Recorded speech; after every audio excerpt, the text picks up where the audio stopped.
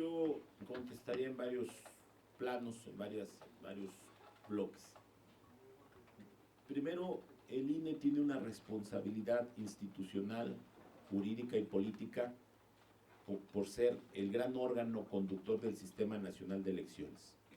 Sin embargo, nos da la impresión que desde el INE se quiere abdicar de esa responsabilidad y solo dejar que los OPLES tengan a su cargo las elecciones de los estados. Ese es un error jurídico y evidentemente una forma de lavarse las manos. Y en el caso concreto, pues vemos dos hechos. En el caso del Estado de México, por ejemplo, dos hechos. Uno, cuando el INE decidió de manera ilegal y absurda quitar la pauta de radio y televisión en el Valle de México, dejó a el 80% de los electores sin que tuvieran información de las campañas electorales. Es una decisión deliberada del INE para que no hubiera impacto de la campaña en el Estado de México.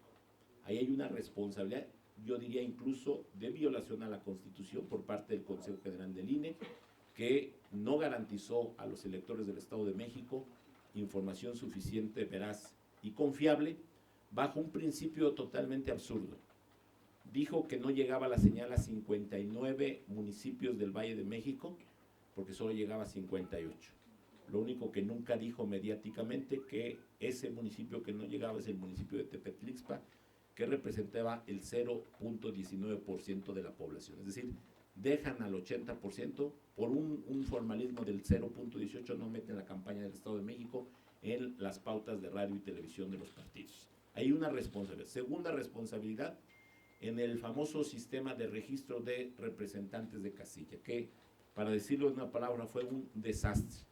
Nosotros, por ejemplo, hemos encontrado que derivado de la inacción del INE, del absurdo de que no pueden registrar, en el caso de Morena, a 38,000 personas para poder hacer los registros de RCs, resulta que derivado de esa ineptitud, pero ahora yo decía que era un problema técnico, ahora creo que fue una acción deliberada por parte del INE, a Morena en alrededor de 3,000 casillas les impidieron el acceso porque los presidentes de casilla no tenían, a pesar de que teníamos acreditaciones en papel, no estaban en el sistema y por lo tanto los presidentes no tenían eso. Ahí hay una irresponsabilidad del INE.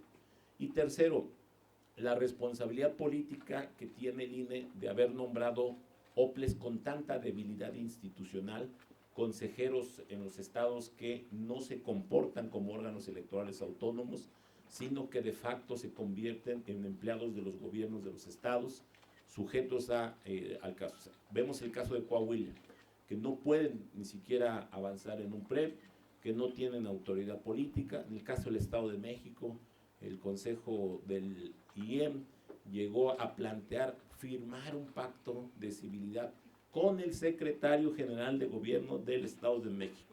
Es decir, eso los desnuda del cuerpo completo. Entonces hay una responsabilidad del INE sobre ese tema. Y evidentemente estos temas que he comentado prenden la alerta respecto a la actuación del INE rumbo al año del 2018. Me parece tan absurdo que el próximo año, que vamos a tener 30 elecciones locales, más toda la elección federal, el INE no sea capaz de garantizarle a los partidos tener representantes de casilla. En el caso de nosotros, por ejemplo, fuimos el primer partido que presentó sus representantes de casilla el 15 de mayo. Ahora sí, como dice el dicho, si se los presento mucho antes del vencimiento legal, no pueden. Si se los presento 10 minutos antes del vencimiento legal, tampoco pueden. O sea, no hay forma. Dijera el clásico de Los Pinos, no hay cosa que les embone. ¿Sí? Así se comportaron ahora en el INE. Y siempre alegaron temas técnicos, echándole la culpa, la responsabilidad a las áreas técnicas del instituto, me parece además deleznable. Jamás el presidente del INE, jamás el secretario ejecutivo asumiendo su responsabilidad, como si los compañeros del área de cómputo que manejan las computadoras fueran los responsables o los obligados a garantizar el registro. Pero insisto, hay esta responsabilidad. Y ahora, pues tenemos la prueba de que el sistema de fiscalización no funciona.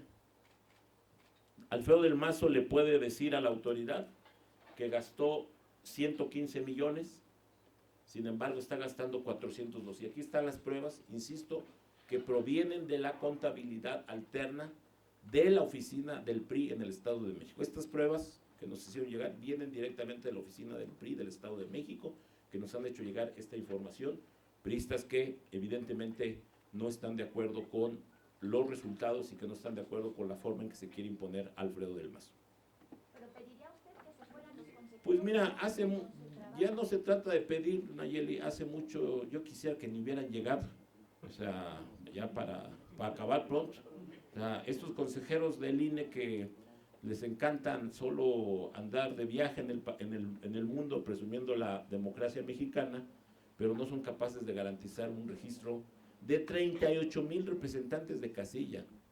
O sea, o que no son capaces de garantizar condiciones de equidad. Es decir, son muy buenos para escribir artículos académicos, lo digo respetuosamente, en los medios de comunicación, pero no son capaces de poner un frente al gobierno federal, a los gobiernos de los estados que hacen y deshacen a su antojo. Creo que nos encontramos frente a un nuevo modelo de complicidad electoral en el país, donde participan los estados, la federación y lo más grave, ya la degradación es las autoridades electorales. Amílcar Salazar, del